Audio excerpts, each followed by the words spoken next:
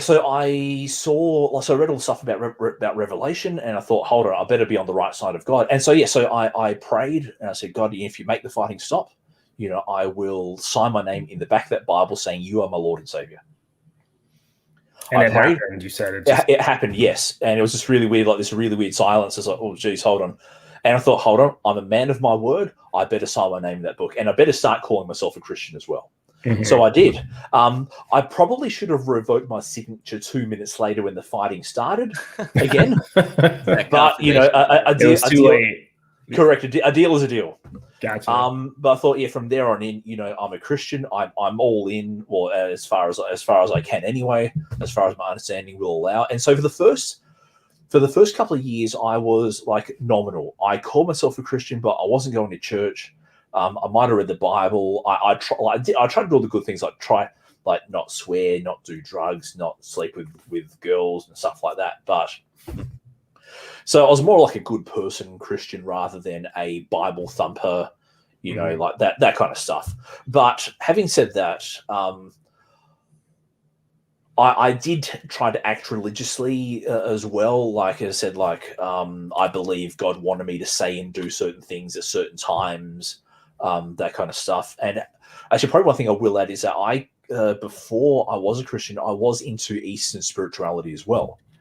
So I had that. My auntie was greatly into messages from beyond the grave, astral travel, all that kind of thing. Mm-hmm.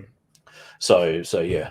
So you had that in the back of your mind when you found Christianity, and so you had kind of dueling religions at the same time, or at least religious beliefs that you were navigating. The Eastern spiritual side kind of got kicked out when someone told me that being a psychic is equivalent to witchcraft. Right. Well, that's the Bible suggests it. So yes, I don't know how much time you spent in the Bible, but it does suggest that depending on how you read it. Correct. They're both bad in the Bible. Yes, but this guy seemed to know what he was talking about, so I better take his advice. And so from there, so I started going to a Lutheran church because my girlfriend was going there at the time, and we just I think I also went there because it kind of validated my Christian beliefs. Well, hold on, I'm a Christian. I'm going to a church. Hey, it's the fact that me and my girlfriend are sexually active may put paid to that, and I may have an anger problem as well, and all this other stuff. But hey, at least I can now think of myself as somewhat of a proper Christian. Mm-hmm. Yeah. Then from there, so her and I broke up. She went behind my back, and I think she did me the biggest favor I could never ask for, to be honest. And so then from there, I was at university, and this guy who looks a bit like Joel Osteen came up, and we started having a conversation about spirituality and Islam. And was it Joel Osteen? No, it wasn't. No, he was way more dorkier. Much more pasty, much more fragile. You sure it wasn't Joel Osteen? I'm pretty sure. Sounds like you're describing. I'm kidding. No, he was driving a beat up old car. So if it was Joel Osteen, in correct. If it was Joel Osteen in disguise, I'll probably go, yeah, that's So from there, I fell in with this university outreach group, and I think what attracted me to them was that they were really serious about, spreading the gospel, salvation for people, and I think also the fundamentalists in me liked that it enforced behavioral change. Mm-hmm. So one of the things that you can mark a Christian by is how they behave. If they swear, or they're not a Christian. If they smoke, or you're not a Christian. If you watch secular TV shows, or if you watch too much of them, you're not a Christian. If you listen to secular music, you're not a Christian. Mm-hmm. Well, so you're not you can be a Christian, but you're not walking with the Lord. And this is in the Lutheran. In the Lutheran? No. This is in the fundamentalist charismatic. Okay, gotcha. I was going to say that. I think that's specific to certain denominations, because if that's the case, then 90% of the Christians I know aren't. Yeah, talking about Bryce. There's only 40,000 of these things. You can't keep them straight. Yeah, really. Shame on you. Honestly, you can really put it down into 4 basic categories as far as I'm concerned. You have like your Orthodox, you have your fundamentalists, you have your superstitious Christians, and then you have the liberal Christians. And those, as far as I can tell, those are like the 4 main categories. And the further on down you go from liberal to the Orthodox, the less likely you are to the one above you to be a Christian. The Orthodox is not very likely going to be looking at a liberal Christian and going, "Yeah, you're a Christian." Same. It's just the way it goes. I was just say, Caleb, no, not a true Christian, or right. not a proper, not walking closely enough with the Lord, or being a friend with the world, stuff like that. Mm-hmm. Yeah, is more so you might get into heaven, sure, but your mansion won't be as big as mine. Right, your rewards in heaven won't be as great. Correct, and are you doing God's will on earth? Because the whole thing about King David being God's man on earth and all that kind of stuff, was drummed into us. I was in a room yesterday with like 6 different Christians in a chat room, and there was one of the Christians that was in there that was saying to the rest of the Christians that he was literally the only Christian in that chat room, and the rest were wannabes.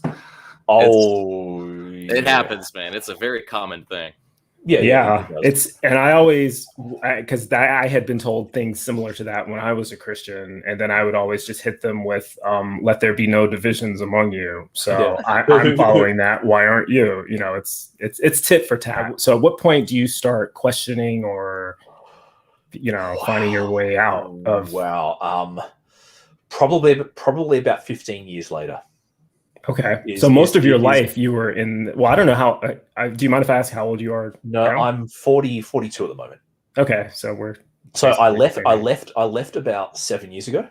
Okay. And so I converted at about 14, 15.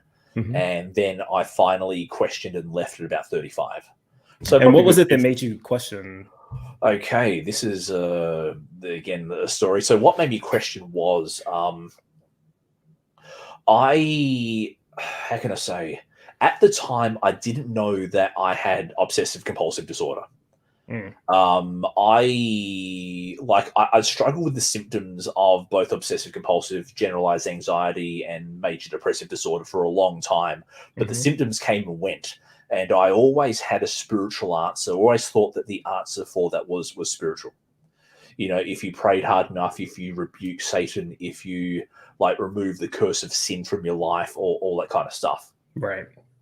And that would give me a temporary relief. But there came a time when that just didn't work. Mm-hmm. I could go to church and I could call up my minister friend and we could pray over the phone for him to remove the demons from me. And that would alleviate the symptoms somewhat.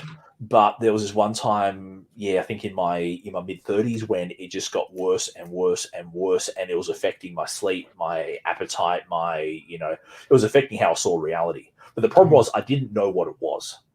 Right.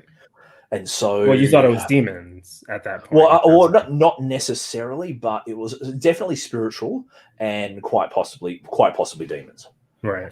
So at this stage, I didn't have the awareness of mental health that I do now. So basically, what then happened was I went into the office one morning, and the HR lady looked at me and said, "Damien, why the hell are you here? What's wrong with you? You shouldn't be here." Mm-hmm. And I basically said, I just haven't slept. I've had all these things on my mind, all that kind of stuff. And what she did was that as part of our employee assistance program, she got the company to pay for 4 sessions with a psychologist. And so what then happened was that I bit the bullet and made the appointment and got the company to pay for it and all that kind of stuff. And but you got a diagnosis, it sounds like. Correct. I was about to say I got a diagnosis, and it was that. It's that feeling when you get told a piece of information that changes your life and you don't know how to process it. Yes. Because I will say that because all of the conditions that you mentioned at one point of my life, I suffered from all of them. In fact, still do to some extent. So I'm familiar with all of them. Same here. The trick is in the management is what I find. Mm-hmm. And so it's like, well, hold on. Holy crap! I now know what it is, that has been affecting me. Like everything that the psychologist said made so much sense. Yeah. And it was like, well, hold on. So at that stage, I didn't, how can I say, I still held on to my faith, but eventually I thought that my faith was still doing good for me. So I realized, hold on, I will need to go through treatment and dig up some things from the past and all that kind of stuff. But at that stage, I didn't question my faith. Then I realized probably about a month or two after a few sessions that I was living someone else's faith. I was trying to be the pastor in training that my previous church was trying to mold me to be. I was like, I was walking their doctrines. I was trying to live. I was living what they told me rather than what I actually experienced for myself. And I'm just reading a comment from Sunny, and yeah, correct. Psychologists. I'd actually go one further, and I would say that any religious leader should have mental health training. Yes. Especially look for the signs of abuse, accountability factors, stuff like that. That's brilliant. To maintain that 5013C status, hell yeah! If you're going to be a church with past, that's a good idea. I think. Well, I'm sure that's not the motivation that Damien was going for. Although I agree with you, Caleb. I'm just saying that it's worth considering. That's a really good idea.